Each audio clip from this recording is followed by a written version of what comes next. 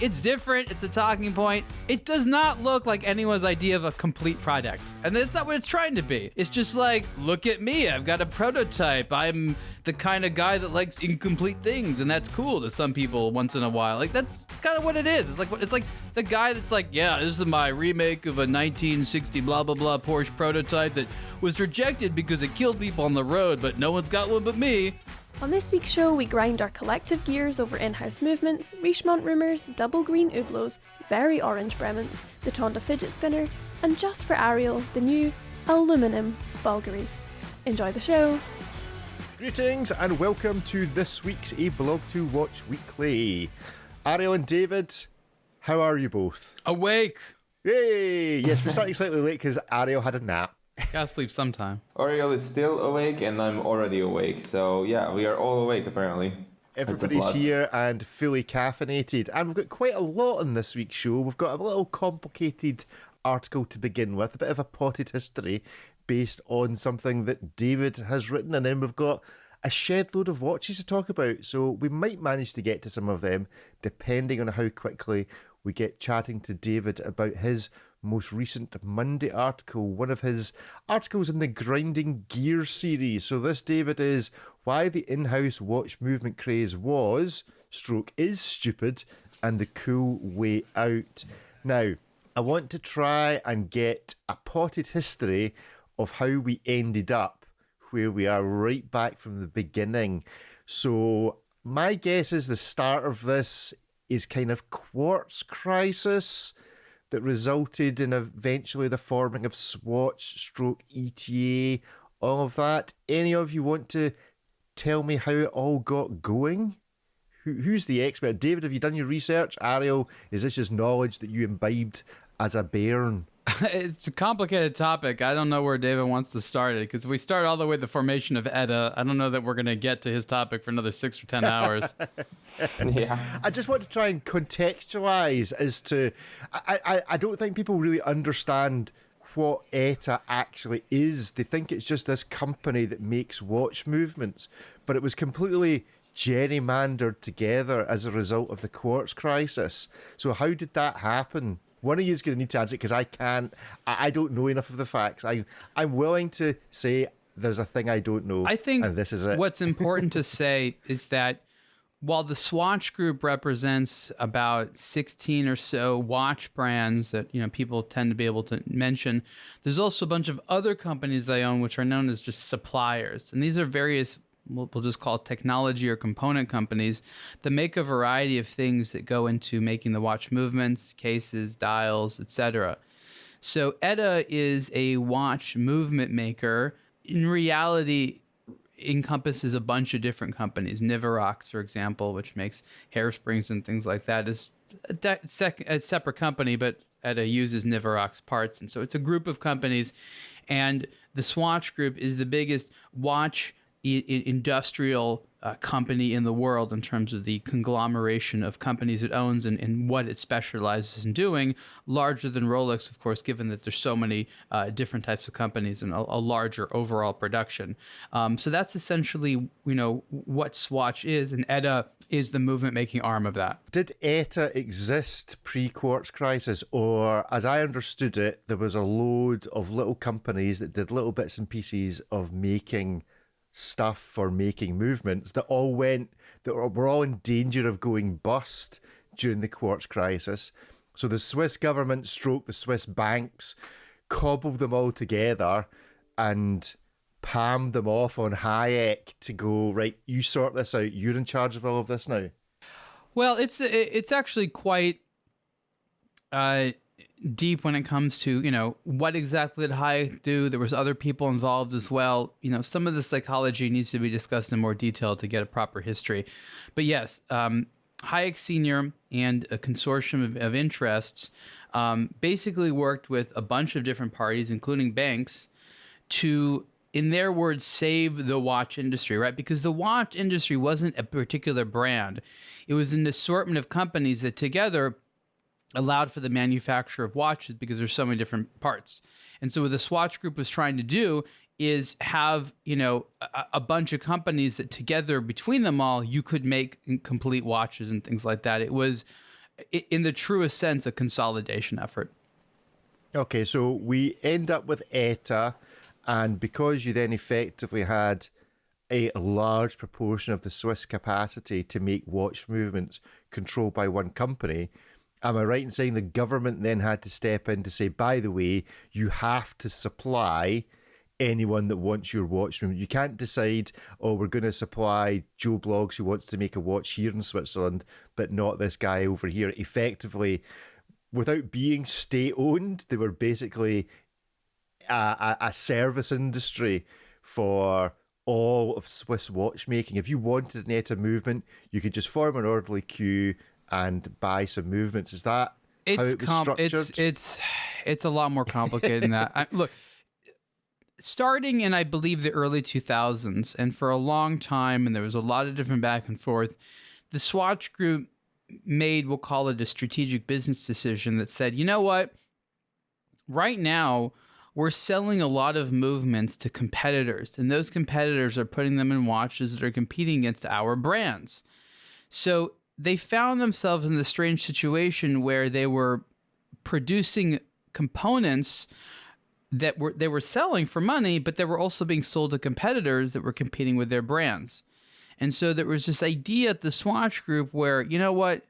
If we just stop selling movements to competitors, we'll own that market. Why? Like no one else exists but ETA really to make, for the most part, those types of movements at that quality and at that price point, which was true at the time. And, they wanted to use more of those movements for their own watches. I think the calculus was like, you know what? Why sell just the movement when we can put the movement in a completed Longines or Tissot or Hamilton and make more money? And at the time, since the world luxury market was really growing. China was big, and this was before the financial crash, 2008, 2009. And they believed that it was going to make sense for them. But when they tried to do this, it was seen that there was all these companies out there that entirely relied on ETA movements. Like the whole industry that was a competitor to this watch group, for the most part, unless they were lucky enough to be like a Rolex that was making, for the most part, their own movements, they relied on ETA. And there was this idea that it was anti-competitive. If you have a monopoly on these movements, which they did, you can't just make this decision that will harm competition. So that's what the idea was. The idea was that they didn't want to sell in order to harm competition. It's a strange situation. And so what ended up happening was a strange compromise, if you will. And then ETA actually decided to reverse course and change their strategy and say, okay, we'll sell to some people. But what the government eventually made ETA do is sell to some companies, not all. The prices went up. It became harder to get. ETA sold less of them. They still don't sell now as many as they used to. But in the meantime, over the last, probably about 20 years, all these other companies have popped up to do what ETA did, which is sell movements to third parties. And that's the funny thing, is that eventually Rolex got in the game, right? So the Rolex, the Hans Wilsdorf Foundation that owns Tudor basically owns Canisi. Canisi is a third-party movement maker. So Rolex now does it. So ETA does it, Rolex does it, Sellita, of course, does it, and a whole spectrum of other companies with various production levels also does it. So ETA still makes some of the best movements for the money. Sellita is a close competitor, doesn't have quite as many movements and things like that. There's some differences. So the world today, 20 years later, is very, very different. About a decade ago, I discussed certain nuances of the in-house movement and how it affected the industry. Really just drove up a lot of costs and caused a lot of issues. And now, it seems that David has sort of renewed the conversation a bit. So I hope that's a bit of a history. So, David, take us from the start of your story, which is really from brands panicking that ETA were going to cut off supply, as Ariel mentioned. So take us from that point into where your story that you produced on Monday takes us. Yeah, just before we do that, I would recommend reading our article that's titled "A Brief History of ETA." the Swiss watch movement maker. This is back from like 10 years ago when I wrote this. And at the time, it was really difficult to research and find all this information and put together all these infographics and stuff. But it's a very cool history. It tells the story of how ETA goes back to the 1930s and other crises, and how it became part of a larger conglomerations of sorts where, it was under the same roof with Valjoux and a number of Unitas and a number of others, and how it progressed up to the point where a Swatch Group took over the whole everything basically in the late 1970s, early 1980s. You can find all the dates and stuff, and I think it's important to know that that process in which ETA and all this tremendous movement manufacturing and watch manufacturing capacity ended up in one hand and one hand only. And that is, as Ariel said, is why Comco prohibited them from just ceasing to supply, third-party brands, because you can't do that. If you own all the capacity, you cannot just pull the plug, because essentially that would mean you put all these other brands out of business immediately, because it's difficult to sell a watch without a movement in it.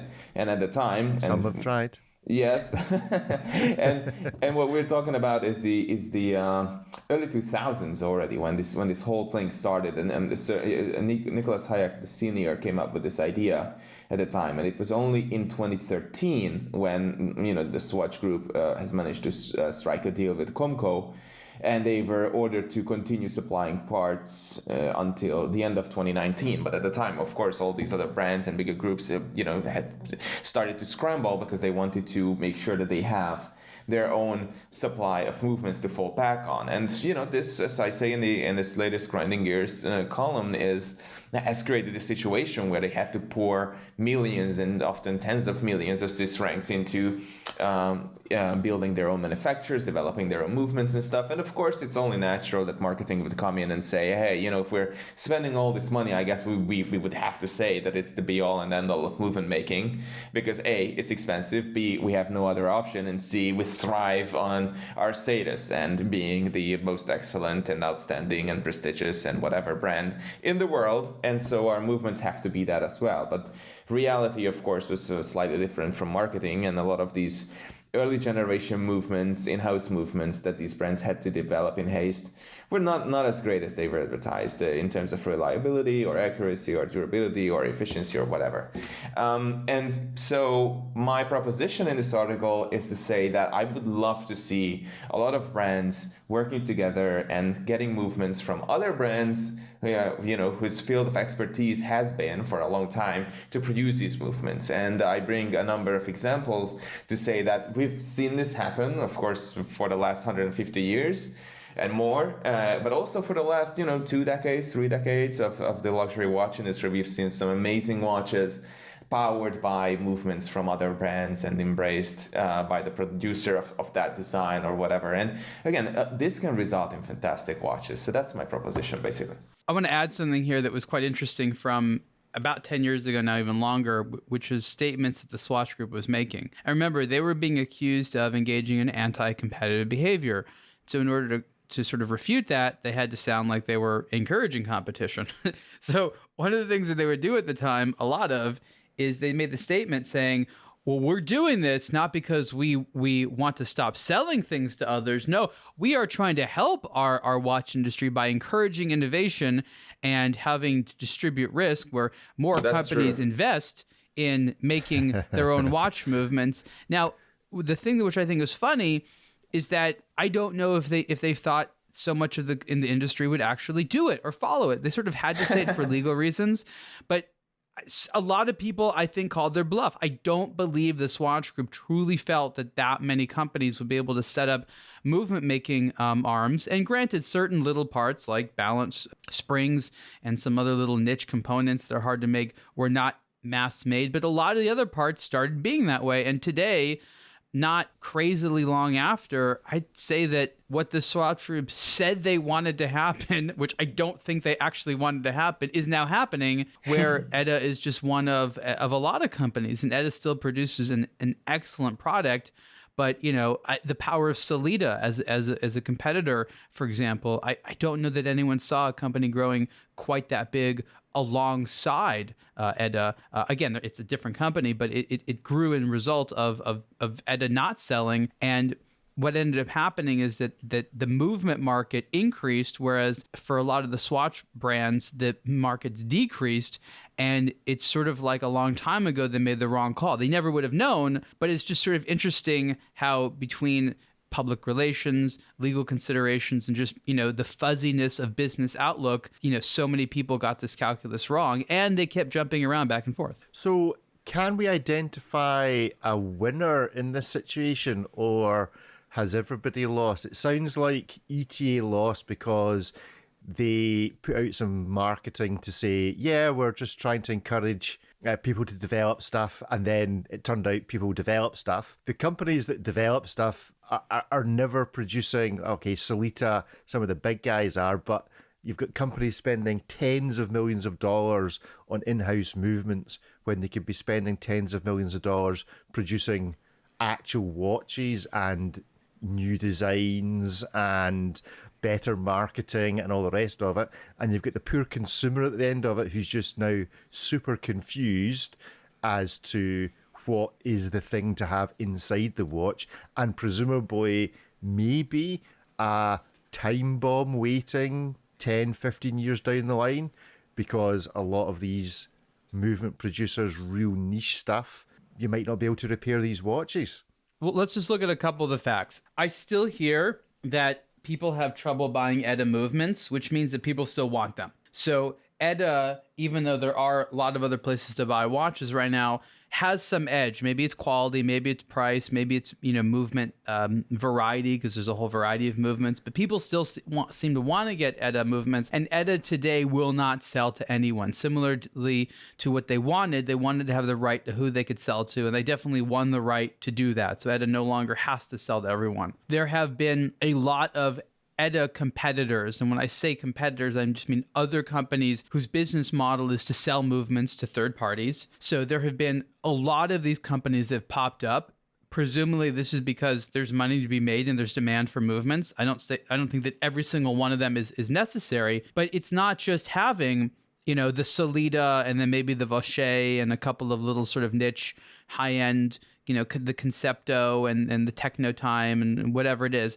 But there's this whole universe now. So I think the industry wins, because now if you're a small brand, you really get to shop around when it comes to a movement maker, and the movement makers are going to vie for your business. Solita offers services, for example, that ETA never did, and a lot of these companies will make you brand new movements. So in a lot of ways, this helped the industry do what wasn't possible at the time, which was get new movements made for at all. At the time, it wasn't even a matter of money. You had to set up whole companies to make movements. Now you can hire companies to do it. So the amount of brands that have watch movements from a whole assortment of companies is really high today. You don't see a return to everything having ETA, which may have been something you might have seen if they would have radically changed the business model. So I have to say, I think the industry as a whole wins if you judge it based on product variety and more diversification within the ecosystem. I agree with all of that, and just to answer your question, Rick, also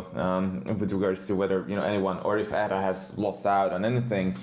Back in 2010, when these negotiations between the Swatch Group, ETA, and Comco were at their peak, Switzerland exported. Just for everyone who's listening, so Comco is the Swiss Competition Authority. Yes. So at the time, in 2010, Switzerland exported 4.9 million mechanical watches. In 2015, that was 7.8 million. So, this growth has been crazy, and there were millions more of movements that the industry needed, mechanical movements. So somehow there had to be a capacity to produce all these extra movements. It's not like, and those had to come from somewhere. So it's not like ETA suddenly found itself without a customer. As Ariel said, these are difficult to find even today. Although, of course, because of COVID and stuff, these numbers have dropped to 5.4 million and 6.3 million in 2019, 2021, and so on. So that was a bad period, but still we could see this rise from roughly 5 to roughly 8 million between 2010 and 2015, just in terms of mechanical movements. These figures are from the Federation of the Swiss watch industry. Cool. The one area which people may not be familiar with, and maybe we'll delve into this, maybe a future Grinding Gears article, is there's one particular line of business that we haven't really spoke about, and that is movement agents. Because what a number of people won't be aware is that in a lot of cases, the smaller brands that we're all familiar with, the micro brands, they might be buying ETA movements, but they're not buying them from ETA. There is this kind of murky world, which always sounds to me a bit like the guys that you come across selling watches out of the pocket of their, sheepskin jacket. That's exactly what I had in mind. It's a dark alley with a guy with a long coat. Hey, you want to buy some 2024-2s?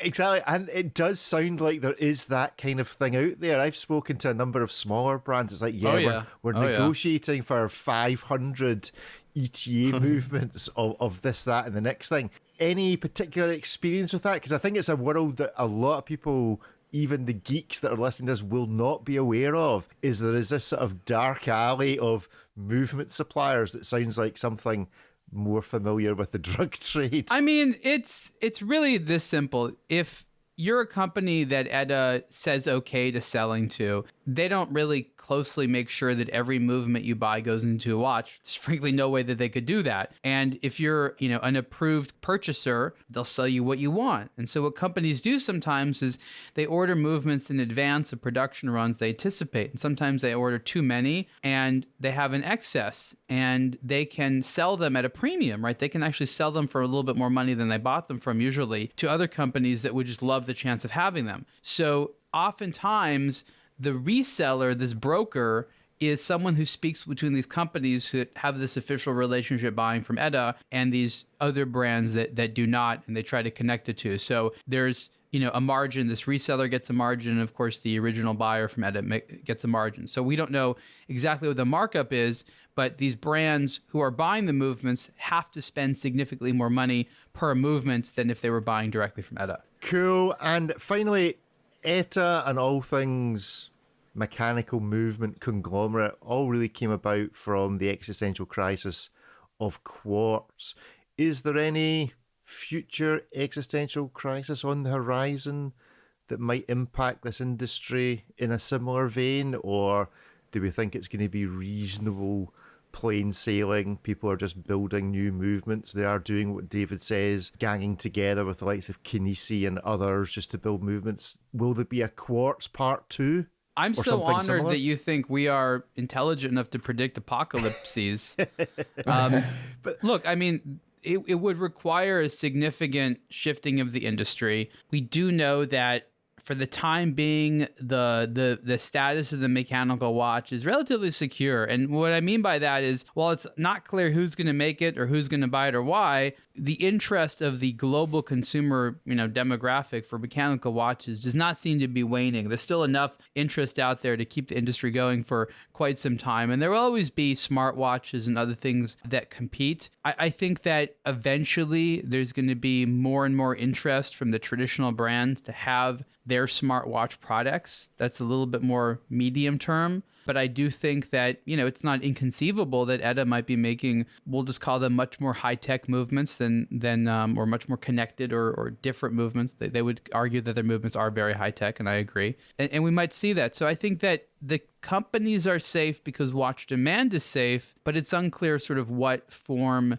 the watch movement will take. Right now, most of these companies are perfectly fine making 3-hand automatics, only tell the time, and people are totally cool with that. That might not be the case in the future. Having a wristwatch that's not connected to Bluetooth, for example, even if it does have a traditional analog dial, just might seem too old school for some people. I don't know, but I would say, like I said, that there is a large horizon of mechanical watch interest out there that I can see. Cool. Well, go and check out David's article. Loads of comments on that, so join in on the article and join the Discord channel for a blog to watch and come and have a chat with us there. Johann Rupert, the chairman of Richemont, has again had to get into the world of denying rumours that his company is about to get taken over, but he did reveal that there was some discussions with Kering a couple of years ago. Kering at the time would have owned USC Nardin and Girard-Perregaux, is that right? Yeah, at the time. Well, Richemont was going to take Kering over, not the other way around. That was the rumor, and this rumor It was, again, and I hate that we're even talking about it because it's literally just sort of a back alley rumor that, LVMH was in discussions to, I don't know, acquire parts of Richemont or whatever. But again, this is just a total rumor with no substantiation. But, you have a call, an earnings call with Johann Rupert, and Richemont doesn't say very much. So you're just going to be like, how about that rumor? And, he's going to have to be like, absolutely not. And that's that. Of course not. Does this, though, create its own momentum? I mean, that's the problem with these earnings calls. Again, a bit like the secret back alley deals for ETA movements. People don't necessarily realise that in big PLCs like this, the FD, the chairman, will have to sit down on an effectively an open call with journalists, business journalists, brokers, traders, etc., and explain themselves as to why they're going to make more money for the shareholders. And somebody's asked a question. I've often found in business, these things kind of take on a bit of momentum. It can take a long time to go, but suddenly goes, it's only going to take somebody in LVMH group to go, you know what? This might not be a bad idea. Let's start buying shares. Look, Richemont essentially is a manifestation of Johann Rupert, right? It is his personality, his ideas, what he wants it to be, for better or worse. And as long as he's around, it will take the form that it has right now, where it is in a dominant position as far as it sees. It takes, it doesn't give. It gets to call the shots.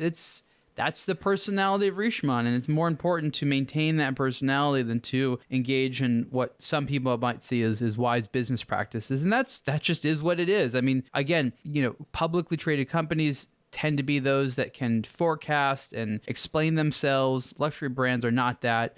These are companies that are famous for, at least the publicly traded ones, not behaving like any other publicly traded companies, at least the ones that I know of. So I wouldn't put too much stock into, disgruntled shareholders having any power to do anything, because they don't. Womp womp. I did think it was interesting, though, that it got some chat about where does Richemont actually make its money from into the media. So, I mean, it's a $20 billion company, but they're going direct to consumer. I mean, what is the strategy? The strategy is we have our brands, we make our nice products, and now we have lifestyles associated with it. I think that a company like Audemars Piguet is a company that Richemont is looking at for lessons in terms of what to do. Going direct with most of the distribution, meaning selling direct to consumer, their own stores, developing relationships in sort of a club-like atmosphere. So, when you buy from Piaget, you're really getting all these other, this access and these services and these privileges and all this stuff. And they're trying to become a luxury service and lifestyle company more so than just sort of a strict producer of luxury goods that are sold in some type of wholesale. And that is the direction that they're going. So they still need media like aBlogtoWatch to spread the love of their brands, and people still need to see Cartier marketing material to want Cartier. But I don't think they're looking to buy new brands. I don't think they're looking to, because remember, every single brand now needs to have its own store. It used to be that the more brands you had, ostensibly you can make more money because you can just, shovel those into more of those third-party retailers, just get them to buy it. Now it's like, that model is waning out or limited now. If you want to sell your watches, you got to make the website, you got to do the marketing, you got to have the stores, you got to staff the stores, you got to drive the interest. I guess you're making all the margin, but every new brand that you have to do that to becomes an expense. So with the current model, I think the idea is to actually have less brands versus more, because that means less stores and real estate around the world to develop. Yeah, I agree, and I'm just not sure that I'm entirely convinced that for a group like Richemont, that's actually a good idea, that from the cash burn that it will involve and all the rest of it. I mean, what I was going to say earlier was... Who knows? The combined revenue of the watches at Richemont's $4 billion. That's kind of pocket change to LVMH Group. So could you ever see a situation in which the majority of the watch brands, which represent a minority of the earnings, get spun off from a company like Richemont and spread to the four winds? As long as Johann Rupert is of sound mind, I don't see no. I don't see the company voluntarily selling off assets. I've talked for a long time about the fact that I don't necessarily, other than as an investment in financing company, what Richemont adds. Swatch Group adds a lot because manufacturing capacity, help everybody make everything. And that's not to say Richemont doesn't own a bunch of stuff, and a lot of good things they have been able to develop over the years, but it's been a bit of an uphill battle for them because some of their fundamental business goals just are thwarted by a market that doesn't want things to go that way. Final interesting comment from the earnings call was actually about Watchfinder, which appears to have been moved from being in the kind of watch side to being in the fashion and accessories side of things. So I'm not sure what that says about Watchfinder, but the organization had its performance described as muted on the earnings call. So yeah, that'll be interesting to see what happens next at Watchfinder. I mean, I think the distinguishing element there is the fact that, you know, they're not producing items, they're selling items. Again, I don't know how about all these things are classified, but you know, there's no real rules to their accounting.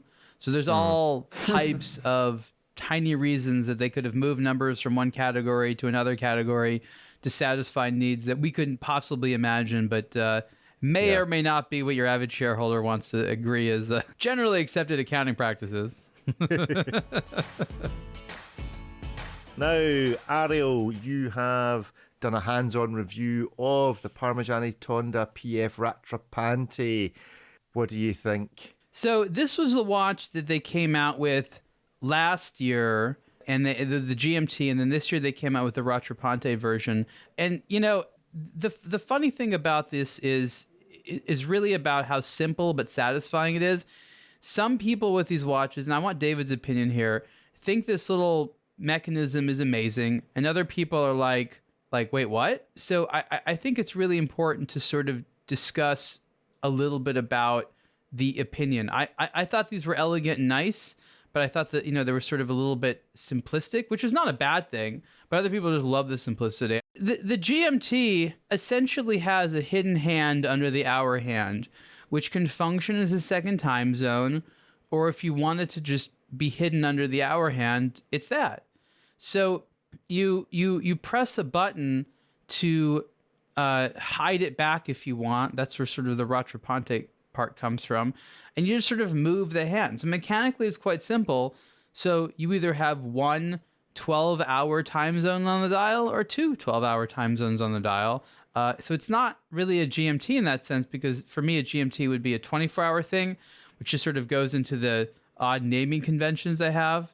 So it's a cool watch with some like logical quirks, but it's one of the funnest things to play with, and that's what I think that Parmigiani does not get enough credit for, is that these are good fidget watches. Like, it's just sort of good to play with. Similar to Chronograph, it's just like pushing the pushers. Pressing the sort of Rattrapante function where this heart-shaped cam kind of pushes a hand back to position. Like, it's just like a nice thing to do. You know, activating a minute repeater is a nice thing to do. It's unless you play with these and are sort of a connoisseur, sometimes you don't understand the value, the tactile value of just messing with it, which can be satisfying. I think it could be the Richard Mille 2.0 of the 2020s if a luxury brand became the fidget luxury watch brand. And the whole thing would be constructed up on the fact that they would construct movements that are fun to play with, you know, the tactile feel and all of it. And it would not be necessarily disguised as a chronograph or a GMT or anything particularly useful. It would just feel so nice, like the ring command bezel on a Rolex, the click, click, click, the way it feels, you feel like you're opening a safe, and you just end up playing with it nonstop, even though you set your watch maybe like, I don't know, 3 times a month or something like that. And the same here. It's like these little pushers and stuff. I feel like there's this niche in this world, because we are still expected to take these things seriously, and they are so freaking difficult to take them seriously. I mean, it's like, what is this? This is a $28,700 watch that's supposed to be useful in some way and not really in another, because the GMT hand there are no Arabic numerals. It's not a 24-hour dial even, so you have to do some maths in your head. So it's not like a true GMT in that sense that it's particularly useful. It's just, as Ariel said, it's just fun to play with. So I would love to see a brand that only makes watches that are freaking fun to play with, right? So that's my take on this. For now, Parmigiani is just getting there, and I like it that they are playing with these concepts. and I think that could be a fun way for Parmigiani, because in some other ways, like with the basically microscopic guilloche on the dial and the golden ratio and all the other stuff, I think they're taking themselves a little bit too seriously, maybe. Well, I mean, Guido Torini certainly with his follow-up watch, which is the Minute Rattrapante, which is basically a kind of dive watch, does seem to have taken the playing with the watch movement to the next level. Love it. So I think you're right. I think PF is now the fidget spinner of watches, and that's not a bad thing. But everyone needs to realize, like, David is quite the accomplished watch fidgeter. When I'm around David, I'm noticing all the time. I don't know if David notices that I'm noticing this. He's constantly messing with his watch. If it's a chronograph, he's pushing the pushers. If there's a bezel, he's turning it. If there's a strap, he's taking it on and putting it off. It's just That's constant testing every joint, every possible thing. So someone needs to do that. You need to make a watch with a bunch of turning parts. It's got to click in some ways. Yes. Maybe make some snapping noises. You know, the bracelet is a whole area. You could have all kinds of fun things that no one uses that for little fake buttons, right? Like, there's just so many little funny things that you could do, because there's people like David out there, people who are calmed by the mechanical molesting of their timepiece. Yes, that's exactly what I do. I think I'm a mechanical molester. I think, that belongs on my business card. It's kind of sketchy, but, whatever. That's me sorted out the intro section for this podcast. Good stuff. I mean, yeah. It's a watch worth fidgeting with for sure. Let's find another watch that might survive being fidgeted with. Bremont brings a prototype to life with the MB Viper limited edition watch. David, do you think this would survive your fidget spinner life? Would this be a good bop-it watch for you? Something tested?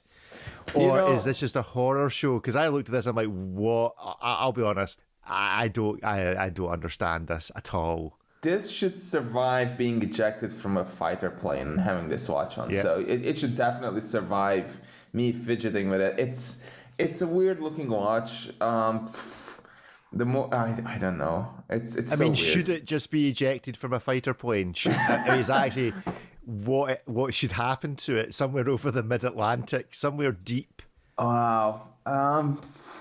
This is, I don't even know what to make of it. I would have to see this in person, because it's some things that are this bad on pictures can be amazing on the wrist, like just fantastic, so that's the thing. It's really odd in many ways, but once you put it on, maybe it's going to be like, oh my god, I'm technically strapped into a fighter plane already. So I wouldn't say just based on images that it's bad, because it's bad based on images. But on the wrist, this could be tremendous fun. So I don't want to rid them of this assumption, because technically it could be a thing. I don't think anyone actually thinks this is a pretty watch. I think it's cool, but I don't even think Bremont thinks this is a pretty watch. I don't think that's why they're even releasing this. So why release it? I mean, just because you can doesn't mean you should. It's based on a prototype, but there's a reason it's a prototype. I got a story here, because I actually got to see years ago, a long time ago, I was in England with Bremont, and they actually took me to Martin Baker. So I got to go to Martin Baker and meet the Martin Baker people, and it was really, really cool. And at Martin Baker, I think it's there, they pulled out this box. It was a watch box. It was like a Pelican style box. It had like 8 or 10 or 12 watches in it or something like that. And it was all the prototypes. It was all the watches that Bremont had made to try to survive the shock and vibration of being ejected from the seat. And a lot of them had failed, and they did a bunch of different things. They had different case styles, and I'm pretty sure I remember seeing that one that was supposed to be like that. Remember, this was, after the Bell & Ross, the BR1 and BR3 were quite popular, and it made sense to do that, because the whole point of the watch was to be shock absorbent. So the more watch case, the better, and they put the sort of absorbent material in there. Later on, through innovation and sort of revising it, they were able to see that they could actually make the watch smaller and round, and they didn't have to put all this armor around it. So this does really represent. I remember that dial. They did do kind of funny dials like that like, looking back on that, you're like, I'm not sure if that would have been great, but it was an evolution. So I think why they came out with it was, A, to go back to one of these seminal Bremont stories, which is really important, which is the Martin Baker watches, which haven't really gotten a lot of attention in a while. You know, the brand started very heavy with it and like sort of tested to the limits and everything. And the whole brand personality was built around their project with Martin Baker. And then they sort of went off into other directions. Now I just think they're returning to it. And this watch, it's a talking piece. Not everyone's going to like it. But the goal is to focus the attention back on the work they did with Martin Baker and the various Martin Baker watches. I have one version of one of them. They're excellent timepieces. I don't know that they get sort of all the credit that they deserved. Norcane just got a lot of credit for its shock absorbent watch, but with the Martin Baker, you know, I don't know the community and the industry was ready at the time to even recognize that was quite an innovation. So that's what I think is going on. I really did see this thing, and the actual story with Martin Baker is cool, but that doesn't necessarily mean it's beautiful to look at or the must-have watch to get. I think if they had just put a Martin Baker logo on it and maybe a striped minute hand, the message would have been lost on people that we are actually, speaking for Bremont, working with Martin Baker, and we're taking this serious, and we've been working with them for a decade or however long. And again, I think this is supposed to be a talking piece. If it was just a rebadged whatever nonsense watch without all the technicality and specifications and all the rest of it, then people would be like, oh, okay, Bremont is just a co-branding brand, which it is in some ways, but this one actually is supposed to go with those ejection seats and with those G-forces and all the rest of it. And I was there at Martin Baker, and it's one of the most impressive places I've ever been. And you know, this is actually something that could work for Bremont if they went in this direction, as opposed to all the whimsical stuff. That, you know, this is a British company. It's highly accomplished. It's very highly regarded in the aviation, and it's a legitimate test for any watch. So maybe that's why this is as ugly as it is. So, I mean, I'm prepared to buy into the idea that this is them visiting their history. I think the key thing is what's their next move? Because there's no point in doing this to re-highlight Martin Baker, which I agree with Yarrow. Great watch, great range of watches, the triptych cases and all the stuff that followed on from that. It's amazing engineering. My fear is that they've done this and then they'll not follow up with, here is how we're developing this story, that it's a one and done, especially with Davide Serrato coming in. Do you think this is the kind of release that Davide's going to follow on with something that takes the story further? Is that his style? Oh, yeah. He's all about the sort of visual storytelling. Let's show the phases. Look, let's also look at the car world. And the car world is now becoming obsessed with like companies like Porsche and Ferrari, like making that prototype or making the remake of the prototype. It doesn't matter the prototype like never really worked or was improved later. Like it's just cool and historic. And so I think they're trying to like fit into that. Like, again, this industry is constantly follow the automotive industry, and like that's a thing with collectors' cars. So the later Martin Baker watches that came out, the ones that were actually commercialized, I think were a better watch because they were just as shock resistant and smaller case and more elegant. And that was the one they decided, okay, we're done. This was an evolutionary step, which has interest. It's kind of like that Tudor came out with that. I forget the name of it. That one weird one that has the crown, that funky crown. P01. Yeah, like stuff like that. Like it's different. Yeah. It's a talking point. It does not look like anyone's idea of a complete product, and that's not what it's trying to be. It's just like, look at me. I've got a prototype. I'm the kind of guy that likes incomplete things, and that's cool to some people once in a while. Like that's. It's kind of what it is. It's like the guy that's like, yeah, this is my remake of a 1960 blah blah blah Porsche prototype that was rejected because it killed people on the road, but no one's got one but me. Produces a limited edition of 300. Do you think they'll ever make 300 of them? I don't know. Maybe they already have. Maybe they accidentally ordered the cases and they're like, oh God, what do we do? It was supposed to be 30, not 300. I do notice that the strap that's on it is the same as from the Endurance, so I wonder if that limited edition has still got some leftovers from it. It appears to be the same Velcro strap from the Endurance, which is a particularly cool watch, a favourite of mine. Anyway, go and comment, have a look at that watch at aBlogtoWatch and give us your thoughts on it. 2023 marks 25 years of Urwork, a brand from Baumgartner and Frey with the ambition to challenge horlogerie with new ideas and modern technologies, making art that tells time. The UR111C Cobra was released in 2018 as part of Urwork's special project collection. Making a change from wandering hours, the time is displayed using rotating cylinders in 3 windows on the edge of the case, meaning it can be read without needing to turn your wrist. Instead of a conventional crown, there's a rotating cylinder underneath the seconds display and a lever on the side of the case that work together to wind the watch and set the time. For more, search for Urwork at aBlogtoWatch.com or follow at Urwork Geneva on Instagram. I don't think we'll be struggling for some thoughts on this next watch. The Hublot Big Bang Unico Nespresso Origin, a watch made from recycled coffee pods. Personally, I'm actually quite a big Nespresso fan. I actually really like this watch. Hashtag, is that okay? It's not the first luxury watch based on Nespresso. Let's just remember that. Isn't it? What other options are there? Just anything that George Clooney wears? No, there was, it started with the letter B, I'll remember it. But what they did is they made a watch dial out of a crushed Nespresso-like capsule. Capsule. The Blancier. That's right. So that's what you could do. So they had the different colors on there and they smashed it and looked kind of cool because it was round. And the joke was that, this company that says that they're like, all about sustainability, it's like, throwing away this huge amount of these. And again, in Switzerland, if you've ever been to any of the watch manufacturers, this is the only caffeine they drink, okay? Like, that's it. It's this. Yeah. There's no competitors. So this industry, which is just throwing away, mountains of these capsules a year, just decides as a joke, hey, let's repurpose some of them and put them in a watch and say we're recycling. We're upcycling a little bit.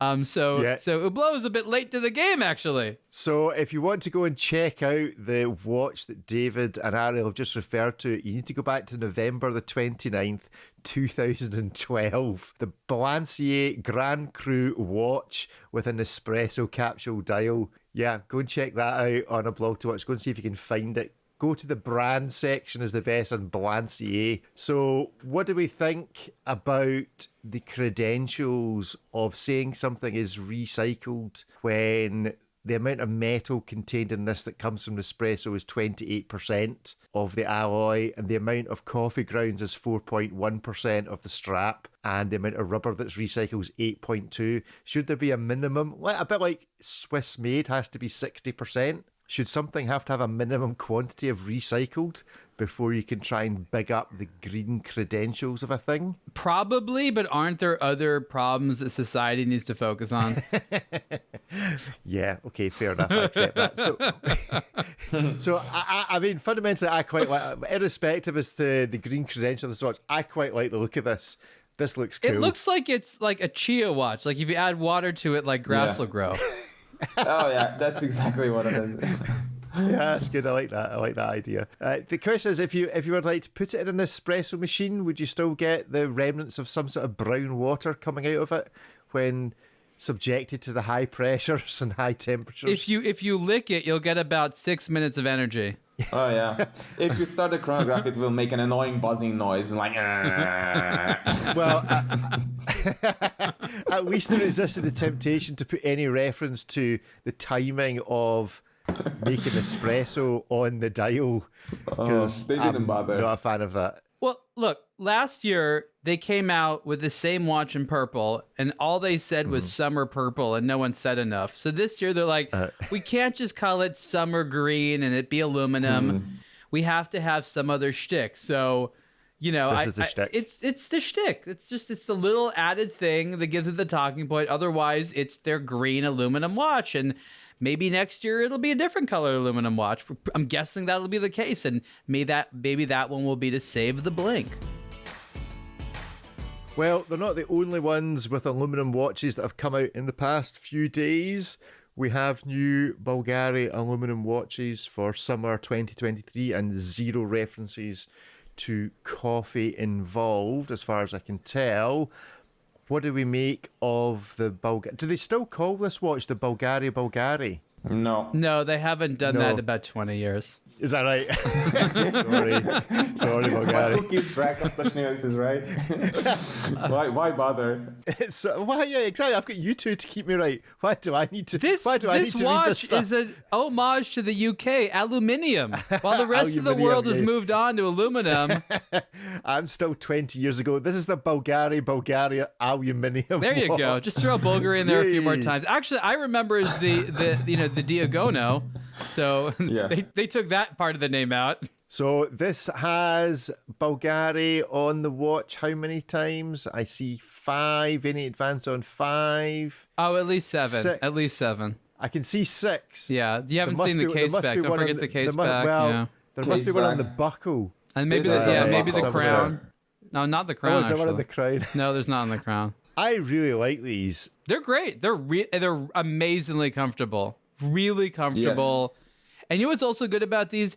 You know, there's this sort of question out there. What is a watch you get for a young person who maybe is, not quite 20 or just out of college? You want them to have something cool and distinctive, but you don't want to spoil them too much. And everyone's like, buy them the Tag Heuer.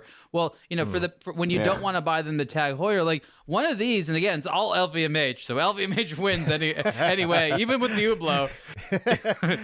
But these are, one of the rare, I guess in the scheme of things, decently priced watches. And it's cool and luxury, but that for a young person that won't spoil them forever.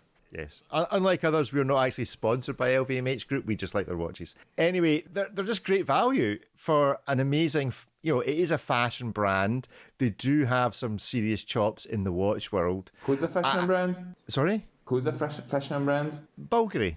Are you kidding me?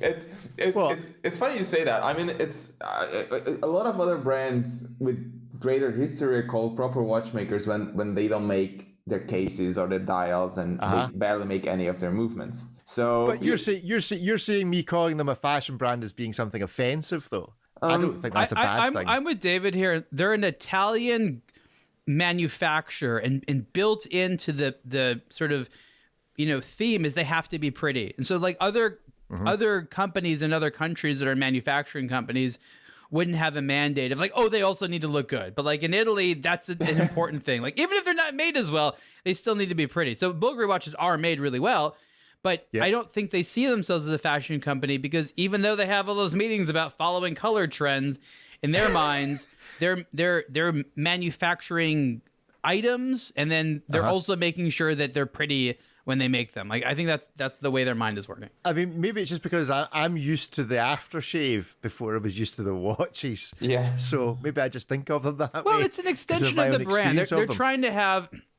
we'll call it a lifestyle brand, because I think a fashion brand is a company that looks out to what's cool and then tries to sort of curate it and refine it and render it for themselves. Whereas I think that Bulgari sees themselves as, creating what's cool as opposed to, serving what's cool. And I think that they see themselves more as originating versus responding to trends. And again, there's a lot of nuances, and people, again, will be like, well, they make handbags. Again, true. But I think that they see themselves as more than just sort of following trends. Again, even the high-end companies that are fashion brands don't really like being reminded that they're fashion brands. And I think because there's a perception amongst consumers that, you maybe you pay a premium for some element that you don't need. I'm not sure. Maybe you could explain why there's a prejudice against fashion brands. Well, I think we'll put it to the vote. So if you're listening to this on Spotify, I'll stick a poll out. If you're on the Spotify app, scroll to the bottom of the episode and we'll ask the question, when you think of Bulgari, do you first of all think fashion brand, do you think lifestyle brand, or do you think watch brand? And we'll see what the answer is. Maybe I think of them as fashion brand because I think of them as actually driving fashion. Like, there is no doubt that the Octo Finissimo was a novel design. There's no doubt that I'm still going to call it the Bulgari, is a novel design. So it is actually, from the way I'm thinking about it, it is creating the fashion. Other people will follow. And so that's why I think of it as fashion, because it's at the edge of something. And I would expect that whatever the brand come up with next will probably be something that is difficult to relate to other watches. It's very difficult to take the Octo Finissimo and say, oh yeah, this really reminds you of X, Y, and Z. You can say there's an influence from here, there, and everywhere else, but you look at it and you go, no, it is actually genuinely its own thing. And they have developed the Octo Finissimo as probably one of the few watch designs in the last 20 years, 15 years, that actually you could recognise from across a room.